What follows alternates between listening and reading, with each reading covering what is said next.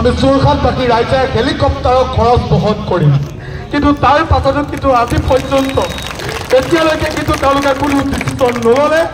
আৰু আমি গম পালোঁ যে তেওঁলোকে স্পষ্ট কৰি দিলে যে জুবিনদাৰ অন্ত্যেষ্টিক্ৰিয়া তাতেই সমাপন হ'ব তাৰ পাছতো আমাৰ গাত কি ভুল তাৰ পাছতো আমাৰ গাত মোৰ গাত অনুপদাৰ গাত উৎপলৰ গাত কি ভুল আমি এটাই কথাই কৈছোঁ আপোনালোকে এটা কথা শুনক আপোনালোক সকলো ইয়াত উপস্থিত হৈছে এই যিসকল ব্যক্তিয়ে আয়োজন আপোনালোকে আজি সকলোৱে কওক যিসকল ব্যক্তিয়ে আজি ইয়াত আয়োজন কৰিছিলে তেওঁলোকৰ পৰচনাত পৰি আপোনালোকে ইয়াত উপস্থিত হৈছিলে নেকি সকলোৱে ডাঙৰকৈ কওক আমি কাৰো পৰচনাত ইয়ালৈ অহা নাই অনুপদা উৎপলদা কোনো নহয় এগৰাকী সামান্য যোৰহাটৰ নাগৰিক হয় আমি নিজেই সকলো আহিছোঁ ইয়ালৈ মই তাতে সাধাৰণ ল'ৰা বেয়া নাপাব কথাখিনি কৈ আছোঁ গতিকে মানে আৱেগিক হৈ পৰিছোঁ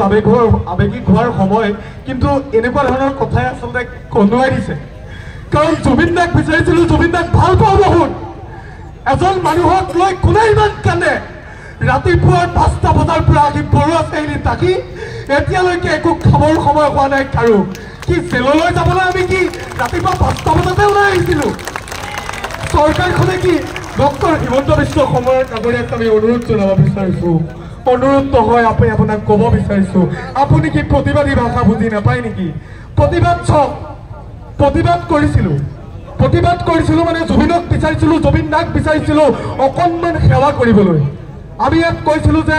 জুবিন দাৰ অন্ত্যেষ্টিক্ৰিয়া আমাৰ যোৰহাটত সমাপন হ'ব লাগিব কিয়নো জুবিন দা চাইকেলখন লৈ পৃথিৱীখনলৈ যোৰহাটৰ পৰা ওলাই গৈছিলে সেই কথাটো নুশুনিলে কোনেও চৰকাৰে নুশুনিলে গৰিমা শইকীয়া তাক বুলি ক'বলৈ লাজ লাগিছে কাৰণ গানটো তেখেতৰ পৈতৃক সম্পত্তি নহয় গতিকে সেই গাৰ্গীবক ক'ব বিচাৰিছোঁ গাৰ্গী শইকীয়া তেখেত যোৰহাটৰ বাবে কেতিয়াও গাৰ্গী গায়ক নহয় আৰু তেখেতক